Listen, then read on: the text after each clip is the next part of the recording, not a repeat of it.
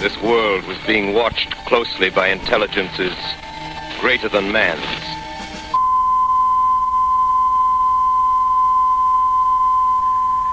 It is reported that at 8:50 p.m. a huge flaming object, believed to be a meteorite, fell on a farm in the neighborhood of Grover's Mill, New Jersey, 22 miles from Trenton. I can see the thing's body now. It's large as a bear. It glistens like wet leather, but that face, ladies and gentlemen, it's indescribable. I can hardly force myself to keep looking at it. It strikes him head on. Lord, they're turning into flames. The whole field's caught up by the woods of the fires. They're coming this way now, about 20 yards to my right.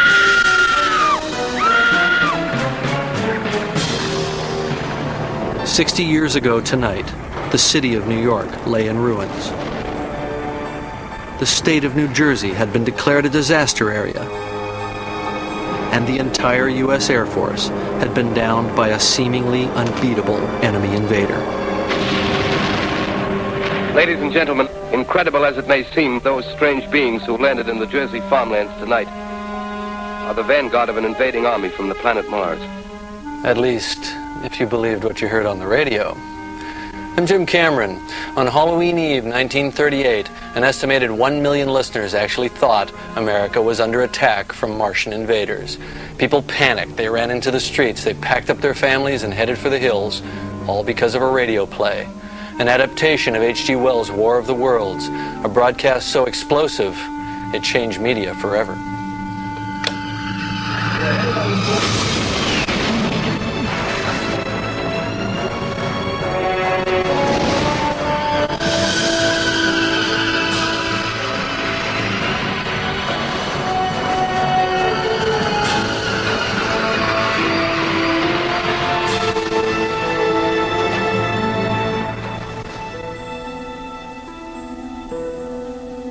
The War of the Worlds panic broadcast happened 60 years ago.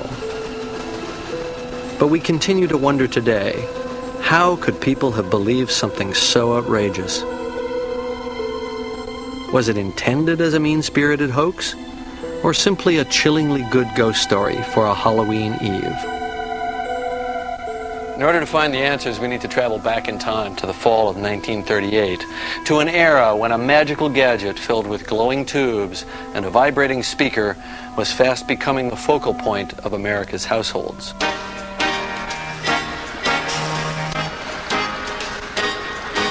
Back in the 30s, long before television and with talking pictures still in their infancy, radio was mass media, the only game in town. From breaking news to soap operas, dramas and comedies. There is a doctor in the house, a physician who, without anesthetic, sets your funny bone, tickles your ribs, and splits your side. It brought the world into your home and workplace, and made you a part of it. Suddenly, a third of the population was listening to one show every night. This took a nation of immigrants and made us a people, made us Americans. Bring up the boys, man. Tell them meeting at Pine Creek Forks. The Flying Bee payroll's been robbed. Tell the boys to ride. The radio was on 24 hours a day. It was a silver tone, was the name of the radio, and it had an eye. And you knew you were tuned in when the eye resembled most a human eye. It doesn't make any sense, but the eye seemed to be part of the family. Americans passionately loved and trusted their radios.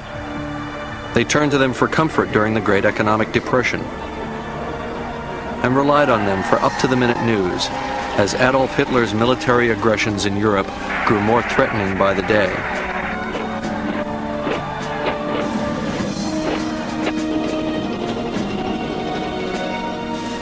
Listeners also depended upon their magical talking boxes for entertainment, for a few precious moments of fantasy and escape from their daily lives. Radio is the theater of the imagination. Radio is the theater of the mind. Hold up there! We'll set fire to the gap and stop. Whoa! Hold on. Swim. The listener at home created the images. They created what the characters looked like. Where's your pa, Junior? He's back on the far section with the Reaper.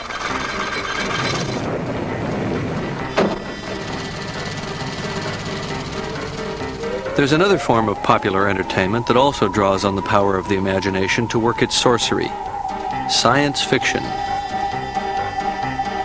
In the 1930s, most sci-fi came in the form of four-color comic strips and lurid pulp magazines, or B-movies about planet-hopping cowboys with names like Buck Rogers and Flash Gordon. Their idea of special effects was primitive, to say the least. We must destroy that ship.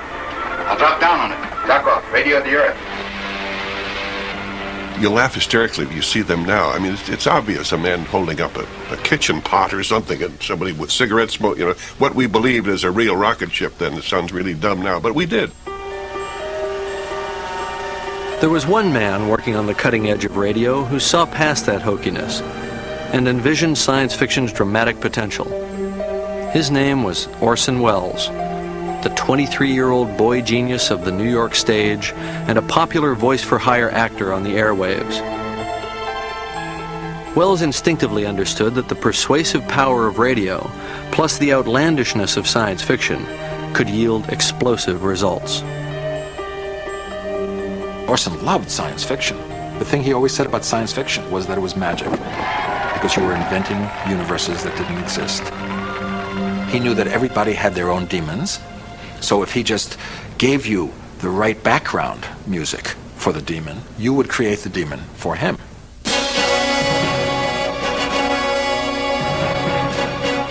Welles also believed that combining science fiction with radio might help solve his most pressing problem: ratings.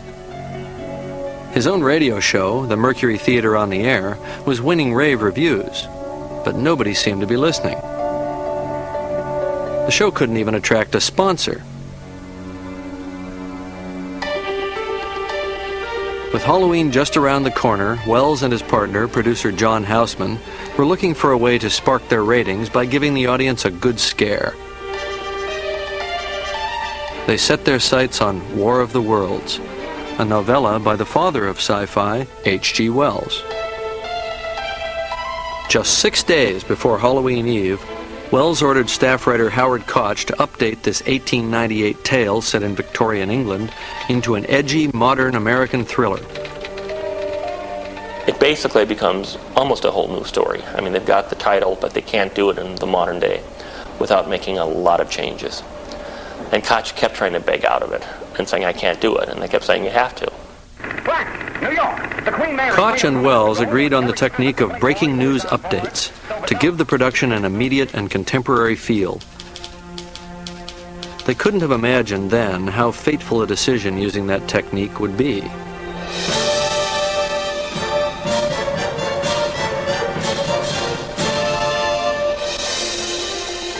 In the early evening of Sunday, October 30th,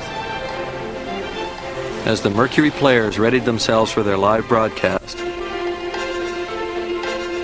across the nation, millions of families were clustering around the consoles in their kitchens and living rooms, settling in for an evening's entertainment. They were blissfully unaware that for the first time in history, science fiction and radio were about to merge, with unimaginable results.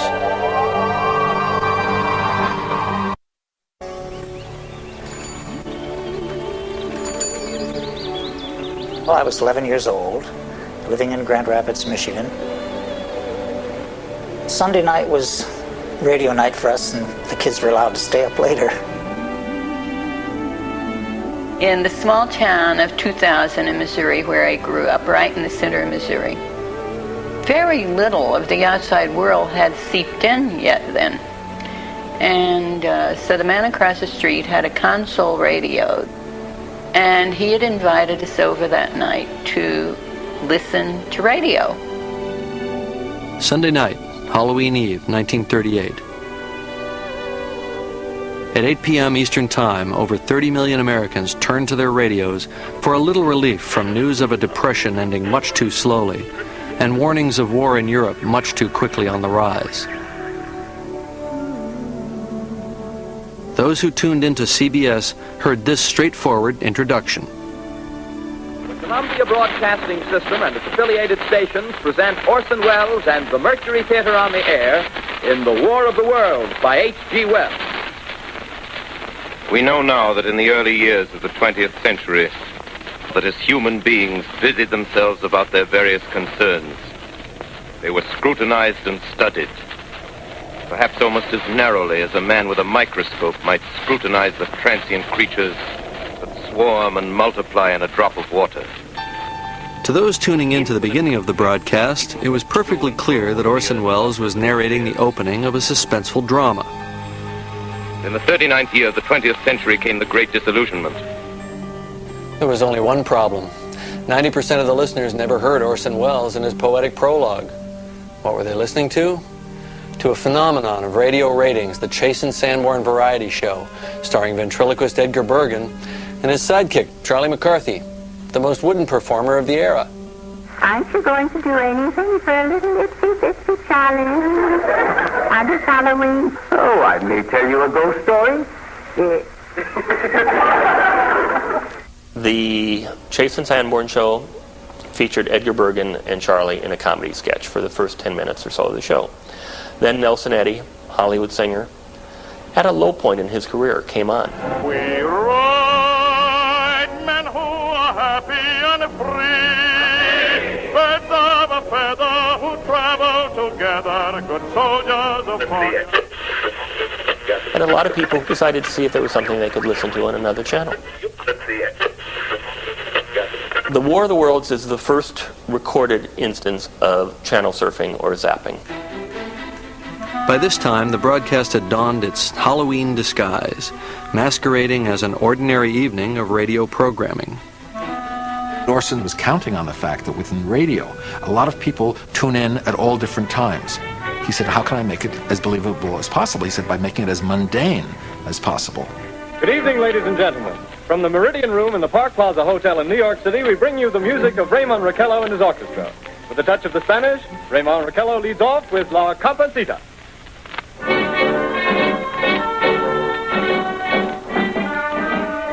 I was 70, something like that at the time. I was lying on the floor in a crummy hotel. We were on the 9th floor, I think. By we, I mean my mother and my aunt and myself. And I was doing some homework, and as teenagers often do, wanted a little background music, so I flipped around the dial, reaching up to a radio on a counter, until I heard some nice dance music. Ladies and gentlemen, we interrupt our program of dance music to bring you a special bulletin from the Intercontinental Radio News. At 20 minutes before 8 Central Time, Professor Farrell of the Mount Jennings Observatory, Chicago, Illinois, reports observing several explosions of incandescent gas occurring at regular intervals on the planet Mars. The spectroscope indicates... It didn't seem, at that point, at all preposterous. Mars does exist, and it may be as entitled to explosions as any other part of the universe is. We now return you to the music of Raymond Raquello in downtown New York. The news bulletin came and went with little fanfare. But listeners gathered more closely around their radios when they heard that a world-famous astronomer was getting involved. Ladies and gentlemen, following on the news given in our bulletin a moment ago, we are ready now to take you to the Princeton Observatory at Princeton, where Carl Phillips, our commentator, will interview Professor Richard Pearson, famous astronomer. Professor, would you please tell our radio audience exactly what you see as you observe the planet Mars through your telescope?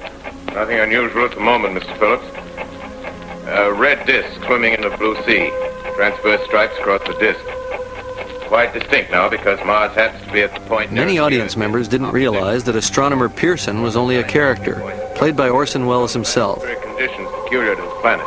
The news reporter, Carl Phillips, was also portrayed by an actor, Frank Reddick. In your opinion, what do these transverse stripes signify, Professor Pearson? Not canals, I can assure you, Mr. Phillips.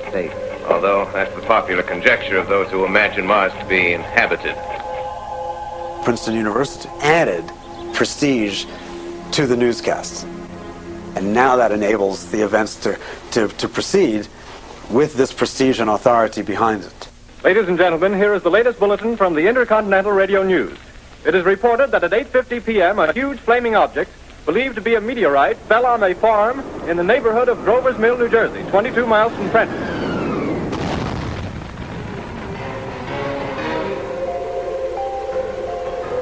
Grover's Mill, New Jersey? It is a real place, though blink and you'll probably miss it. Mill's a little town in West Windsor that doesn't have a post office.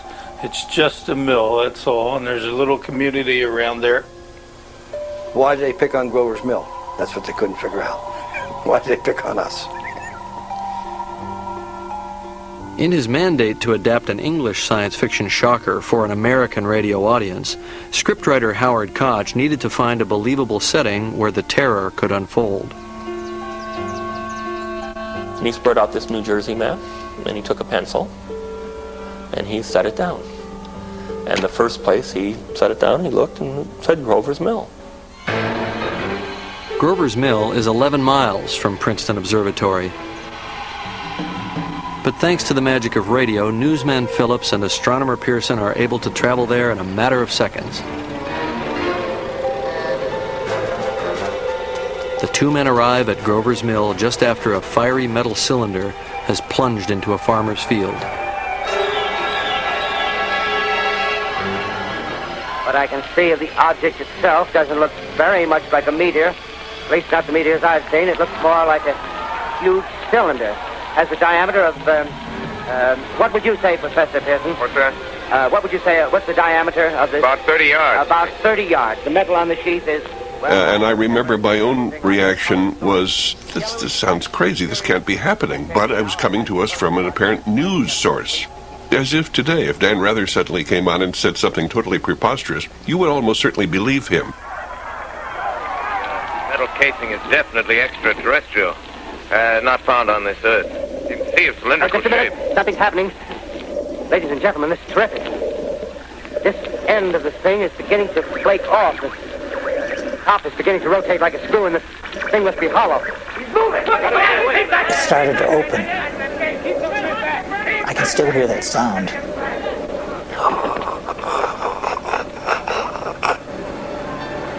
They said something was coming out, and of course then we were hooked.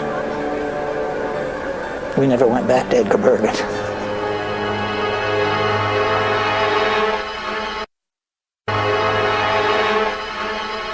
Millions of listeners never went back to Edgar Bergen. Wells' magic had them hooked. But his most amazing illusion... As a filmmaker, I've always marveled at director Orson Welles' masterful use of sound and pacing. More than any other medium, convincing radio relies on the power of audio to bring its stories to life.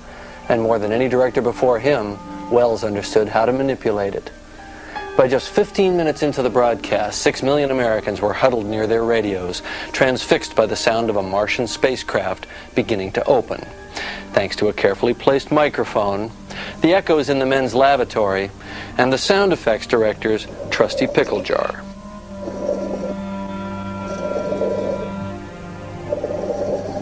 It was just a dramatic illusion, but it was beginning to work a little too well. Keep those men back! The top blew! Stand back! Ladies and gentlemen, this is the most terrifying thing I've ever witnessed. Someone's calling someone or something. I can see something wriggling out of the shadow like a gray snake. I can see the thing's body now. It's large as a bear. Eyes are black and they gleam like a serpent. The mouth is kind of V-shaped with saliva dripping from its rimless lips. It seems to quiver and pulsate, and the monster or whatever it is can hardly move. It seems weighed down by possibly gravity or something. The thing's rising up now, and the crowd falls back. They've seen plenty. I'll pull this microphone with me as I talk. I'll have to stop the description until I can take a new position. Hold on, will you please? I'll be right back in a minute. To radio listeners of the late 30s, Carl Phillips' reaction to the Martian's first appearance should have sounded familiar. Mercury player Frank Reddick modeled his gripping performance of the reporter on a very real radio newsman's run-in with disaster the year before, as witness to the Hindenburg explosion. It's rising terrible. Oh, my, get out of the way, please. It's a terrific crash, ladies and gentlemen. It's smoke and it's flames now. And the flame is rising to the ground. All the humanity and all the fans. Compare that to Reddick's character, Carl Phillips. Get the flame springing from the mirror and it leaps right at the advancing men. It strikes them head on. Lord, they're turning into flames. The whole field's caught up by the woods, the barns, the gas tanks of the automobiles spreading everywhere. Coming this way now, about 20 yards to my right.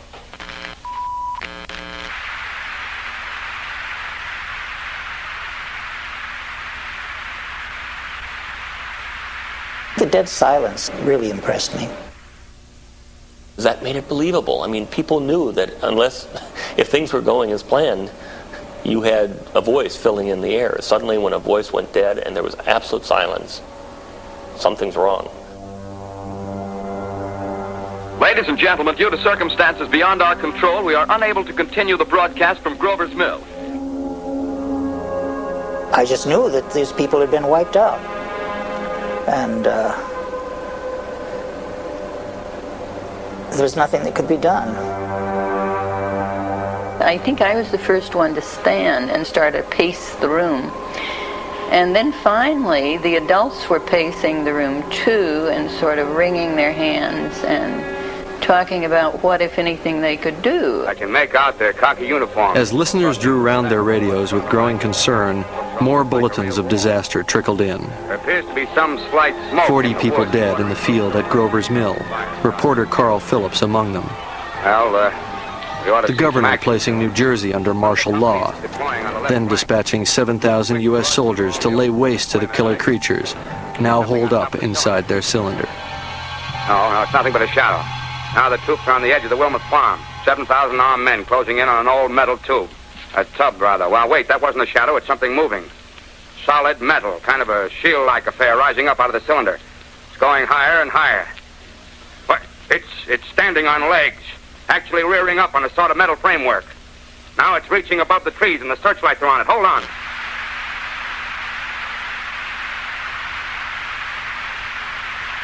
Ladies and gentlemen, I have a grave announcement to make.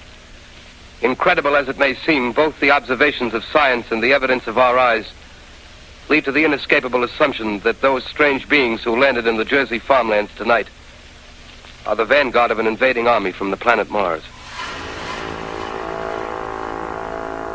It was that announcement that unleashed the darkest fears in the listening audience. Invasion.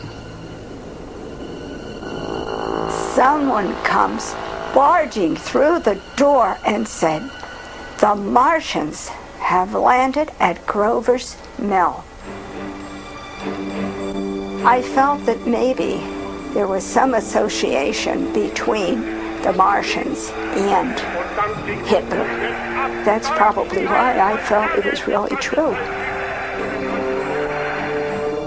Nowhere was the terror more palpable than at Ground Zero, Grover's Mill. We were just about 2.5 miles from Grover's Mill. Boy, my grandfather got all excited. He grabbed the chairs and put them backwards under the door. He said, "Don't worry about it, kids, we'll be all right."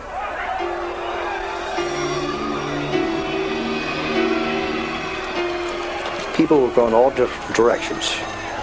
I knew people had the general store. I talked to them the next day. They took their money out of their safe and they were heading for the Poconos. Not everyone in town was headed for the hills. Some grabbed their guns and decided to make a stand. Sean Ellsworth's father and uncle were among them. Somebody shot up with the idea, well, let's form a posse and gather up the Martians. And then the next thing you know, they're shooting into the dead of the night, and the posse would think that it was a Martian hiding behind a tree or behind a bush. There's an old water tower right by the mill. Supposedly this old fellow thought it was a rocket ship, and he shot his shotgun right at it and put holes in it. The monster is now in control of the middle section of New Jersey and has effectively cut the state through its center. Communication lines are down from Pennsylvania to the Atlantic Ocean. Highways to the north, south, and west are clogged with frantic human traffic. And I thought, my mother's home alone. All I thought about was I have to be with my mother. I can't leave her alone. The panic spread well beyond the perimeters of central New Jersey when a Washington official, sounding suspiciously like President Franklin Delano Roosevelt, came forward to address the national emergency. Citizens of the nation, I shall not try to conceal the gravity of the situation that confronts the country, nor the concern of your government in protecting the lives and property of its people. It was not Roosevelt, of course, and the broadcast never claimed it was. Private citizens and public officials. But Wells did direct actor Kenny Delmar to defy the CBS radio legal department and go ahead with his uncanny Roosevelt imitation. FDR used radio like no other president had. So when the people heard Roosevelt's voice coming in telling about a Martian invasion, they believed it. Fortunately, this formidable enemy is still confined to a comparatively small area, and we may place our faith in the military forces to keep them there. As more news bulletins poured in, it seemed the Martian forces were rapidly multiplying. An announcer had said that the flying craft from outer space had been sighted over Chicago, and we were in Chicago, so that did it. So the three of us ran down the hall to the elevator, and there we met a young woman, and she said to us, "What's wrong?" And my aunt said, "They're up in the sky." Now, if she hadn't seen crazy before, she sure did at that moment. The streetlights went out. Not too long after that, my sister came home, and she said, "Mother, there's a strange smell of gas in the street." And we thought, oy. They had wiped out the state police in Trenton. The military had come with the airplanes. They were shooting, but they were shooting them down.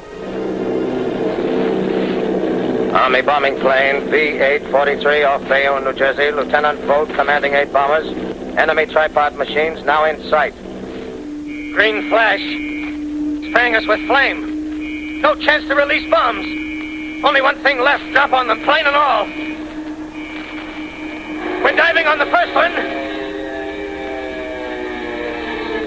Now the engine's gone. 8.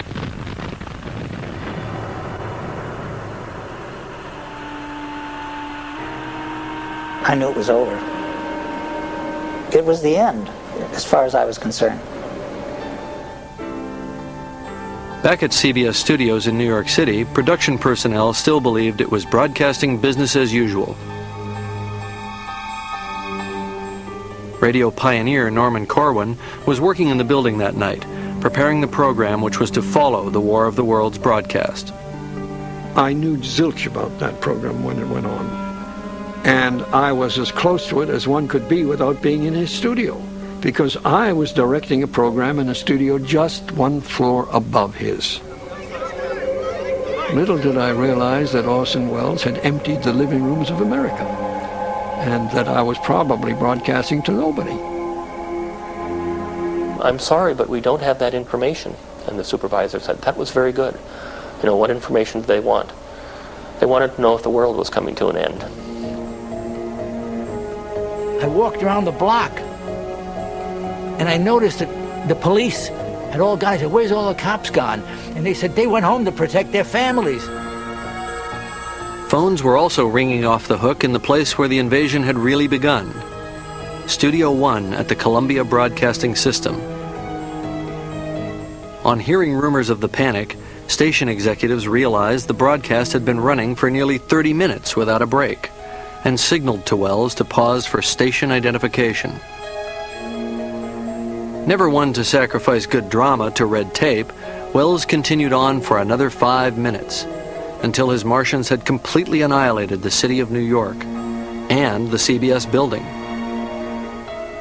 Speaking from the roof of Broadcasting Building, New York City, the bells you hear are ringing to warn the people to evacuate the city as Martians approach. People are holding service here below us in the cathedral.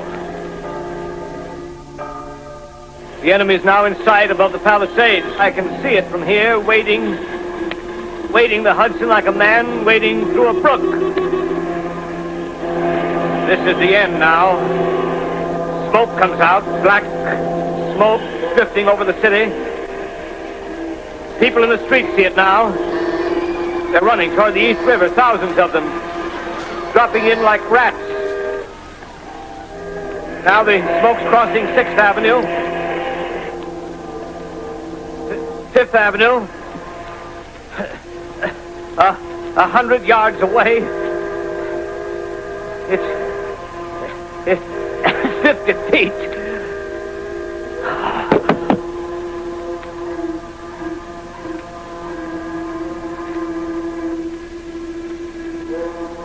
X2L calling CQ.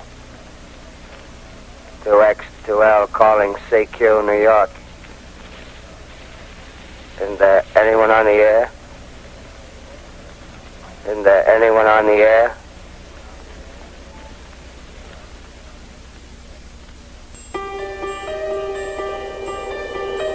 To suggest that Orson did not know that that long mid-break in the show would intensify the drama, would create more panic, would create more heightened reality, is to not know anything about Orson's way of working. Everything, including silence, was a weapon, creatively. Everything was an effect. And silence, mid-break, everything was very, very deliberately worked out.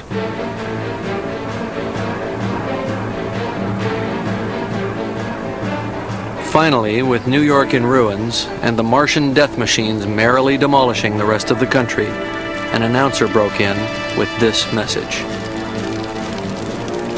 You are listening to a CBS presentation of Orson Welles and the Mercury Theater on the Air in an original dramatization of The War of the Worlds by H.G. Wells.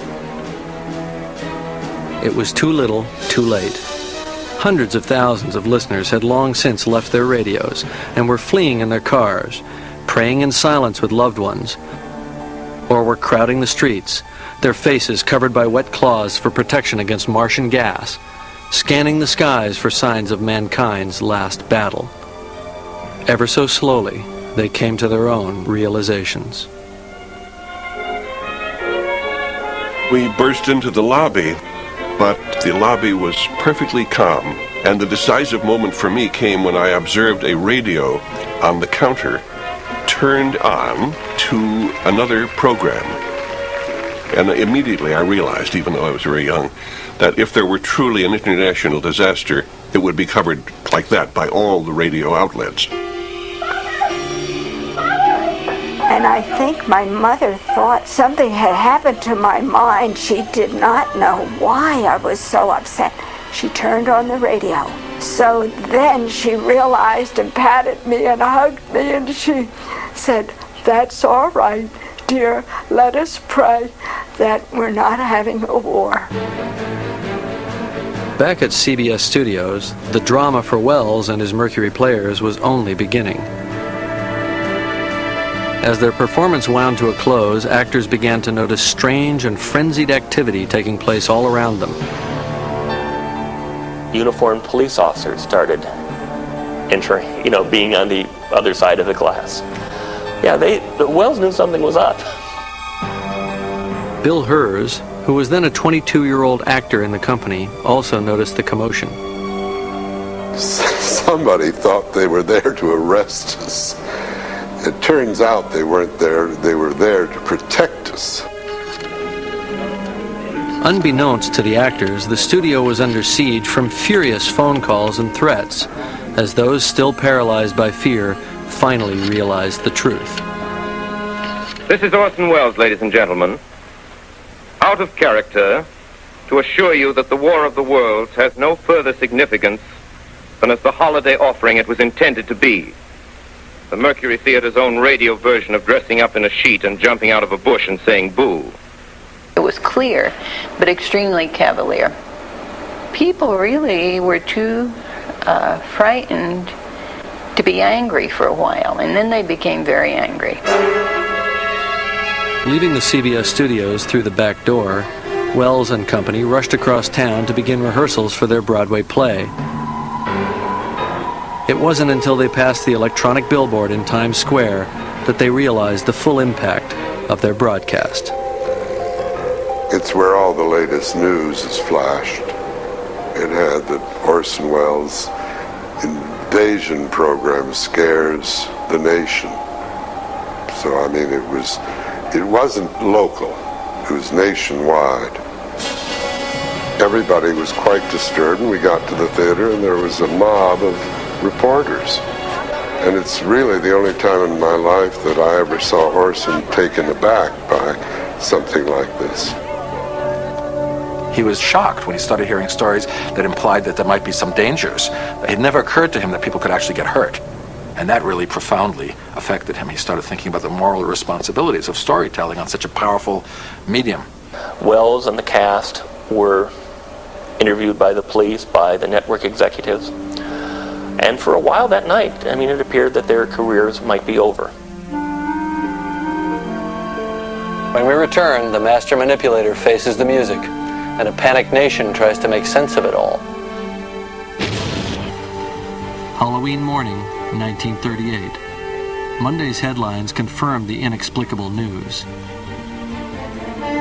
Amidst exaggerated reports of heart attacks, accidents, and even suicides, Orson Welles and CBS had a lot of explaining to do. There were no suicides, there were no people trampled to death. I mean, a lot of things were rumored. And some of it was just digging by reporters.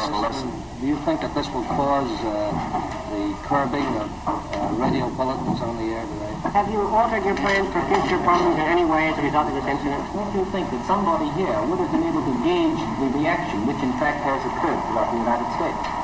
Well, CBS was embarrassed. They were a little frightened. None of them expected that reaction.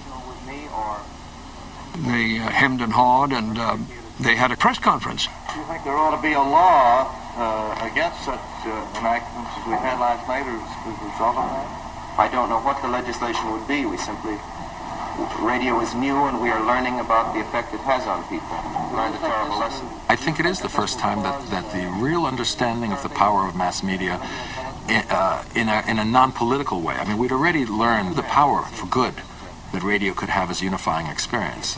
But I don't think anybody realized the potential for danger involved in radio till Orson did that. Were you aware of terror at the time you were giving this role? Were you aware that terror was going on throughout the nation? Oh, no, of course not. We did Dracula. Wells gave the greatest performance of his career at that press conference. React as they do in a movie. So pious, so shaken, so guilty. Quiet. Do you want me to speak now? I'm sorry. Of course, we are deeply shocked and deeply regretful about the results of last night's broadcast. And through it all, he knew he was on every front page in the country. This was publicity that money couldn't buy. His future was assured. Once the Martian dust had settled, the War of the Worlds proved to be a bonanza to Orson Welles' career. Within a few days, the Mercury Theater on the Air would have its first sponsor, Campbell's Soup. Within a year, Welles would be on his way to Hollywood to mastermind some of history's most unforgettable films, including Citizen Kane, voted by the American Film Institute as the greatest movie of all time. If you see Othello, if you see Macbeth, if you see Touch of Evil, there was no precedent for what he did in any field. Other members of the Mercury Theater would also go on to glowing careers. Writer Howard Koch would co-write the Academy Award-winning classic, Casablanca, while musical director Bernard Herrmann would become one of Hollywood's most successful composers, providing the haunting scores for films like Alfred Hitchcock's Psycho and Martin Scorsese's Taxi Driver. Meanwhile, radio broadcasters and government officials had to come to grips with the power of radio over American hearts and minds. The first reaction was knee-jerk, a call by the FCC for all broadcasts to have prior government approval. The solution was more in keeping with the spirit of free speech. Broadcasters agreed to censor themselves and to use disclaimers in any program where the lines between truth and fiction could be blurred. But this couldn't prevent other nations from falling victim to Martian mania. In 1949, the Howard Koch War of the World script was redone in Ecuador, and the people panicked, a much bigger panic than we had in this country. And when the people learned they'd been deceived, they stormed the building that the radio station was in. The Ecuadorian station burned to the ground, leaving 6 people dead. a sober reminder of media's overpowering influence. It has been 60 years since that Halloween Eve, sufficient time for journalists, politicians, psychologists, and poets to have pondered the legacy of the panic broadcast. Was it truly a case of media out of control, or simply mass hysteria? Was it a fluke, an aberration, or something that might easily happen again? Television and media is so much more powerful now, and it has so much more of an entree into our lives. An artist of Orson's dimension playing with that could wreak havoc in the world. Give him 10 minutes on CNN, and I can imagine what he could do by an illusory news program about an atomic attack or something. I mean, he could do anything. Do you believe it could happen again? Whether or not you do believe that it did happen once, in a nation struggling to escape its past yet fearful of its future, America, 60 years ago on Halloween Eve, when a handful of actors in a studio with a clever script and a brilliant director convinced 1 million radio listeners that the end of the world was at hand, something they seemed frighteningly ready to believe. It was horrible. It was one of the most traumatic experiences of my childhood. It was a terrific show, and it did what it's just, if you tuned in late, you were in trouble. Like any great trauma in our own personal experience, it does not fade from memory. War of the Worlds is an immortal event. And on the 75th anniversary and the 100th anniversary, people will be listening to it again, and it'll be on people's minds. So goodbye, everybody, and remember, please, for the next day or so, the terrible lesson you learned tonight. That grinning, glowing, globular invader of your living room is an inhabitant of the pumpkin patch, and if your doorbell rings and nobody's there, that was no Martian, it's Halloween.